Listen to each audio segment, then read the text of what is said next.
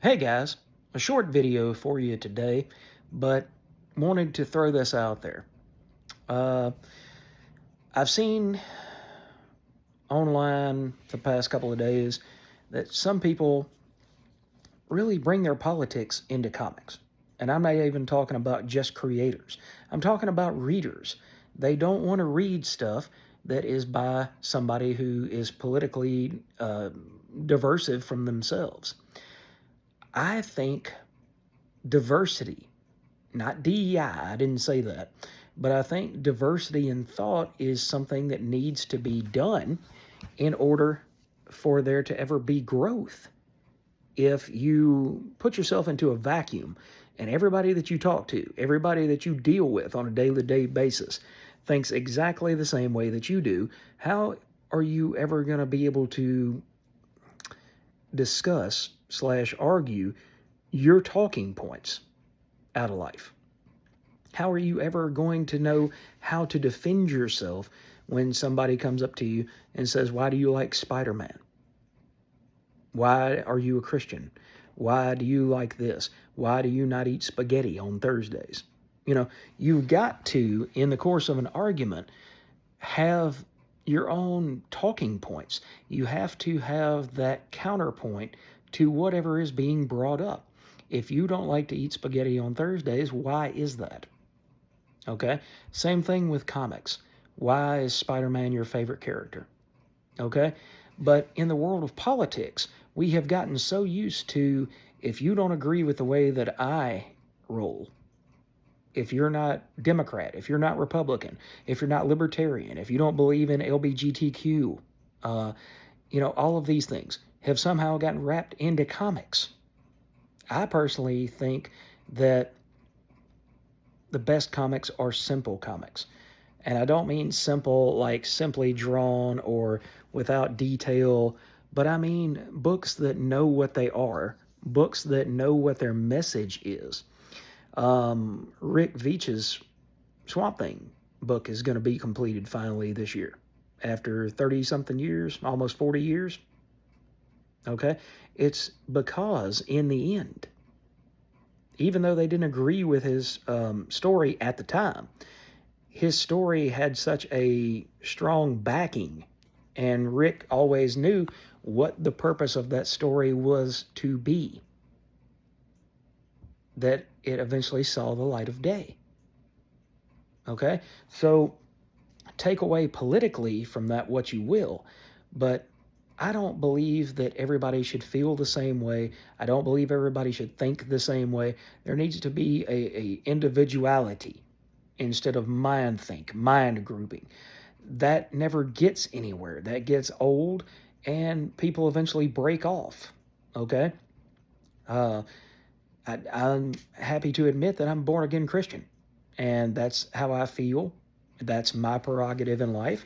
And when it comes to comics, I don't try to force that down anybody's throat. I don't say, "Hey, this is a comic you should read," but simply because it's written by evangelical, or "You shouldn't read it because it's not by an evangelical." Now, I have had my own issues over the years. I love Robert Kirkman's writing. I love The Walking Dead. I love what it stands for. I love what it stood for 17 years. But he came out in an article at one point and said that he was an atheist. And I had to do some soul searching and say, do I really want to give this man my money simply because he does not believe in the same God that I believe in? Actually, he doesn't believe in any God. So sometimes politics does rear its head when it comes to our beloved medium. But should we force creators out simply because they're not on quote unquote the right side of the fence? Or should we let the stories that they are creating speak for themselves and not worry so much about the politics behind them? You've got Chuck Dixon, who's been pretty much blackballed by the main comic book industry because of his right-wing political leanings, simply because he feels a certain way on certain objects and subjects does not mean he shouldn't be able to go out and feed his own family, take care of himself. Okay. On the other end, you have other people who are very left wing. Okay. I don't believe that they should be run out of the comics industry just because they feel differently than me or Chuck or other people. Okay. You shouldn't, I don't think that you should buy comics based on politics alone. I think if that happens, then you have kind of gotten off into the weeds. You've forgotten that you're there to read Spider-Man. It's the same thing about, I've heard people say, I don't want to go to church because people are going to judge me. You're not there for the people. You're there for God. You're there to worship. Okay? Now, like I said, I'm not trying to bring religion into it, but that comes to mind. I've heard people say that before. I don't want to be preached to. Well, why would you go to church if you don't want to be preached to? Okay? If you don't want to be called out for some of the things that you might be feeling guilty and your conscience might be telling you is you're doing the wrong thing, why would you even want to go to church? Okay? Think about these things. Why get upset about a creator's political leanings when you really enjoy that creator? Okay? One of my other personal deals is the whole ICE thing. DWJ wrote and drew for the first 6 issues the Transformers series that I have recently decided to drop because I don't agree with what happened at the end of the last issue that just came out. Okay? But he drew a cartoon that showed Absolute Batman destroying physically an ICE agent. Okay? I get that, but I also say you're not a political cartoonist. Now, I'm not going to go as far as to say, that people don't have a right to have their own opinion or that they shouldn't voice their own opinion. But if you are in a medium to do political comics, do political comics. Go political to your heart's content. On the other hand, if you are there to draw Wolverine and Spider-Man kicking the crap out of each other, just draw that.